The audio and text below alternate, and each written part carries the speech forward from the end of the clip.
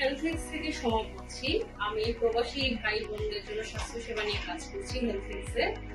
আমরা 3000-এরও বেশি patient already service দিয়েছি।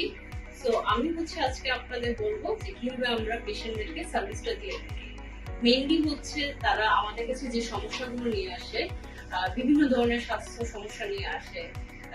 বিভিন্ন বিভাগের ডক্টরের সাথে তারা কথা বলতে পারে। যেমন ডায়াবেটিসের যে পেশেন্টরা, তারা কিন্তু মেইনলি তাদেরকে একটা ফলো আপে থাকতে পারে ডায়াবেটিসের মেডিসিন গুলো নিয়ে, তাদের চিকিৎসা সেবা নিয়ে।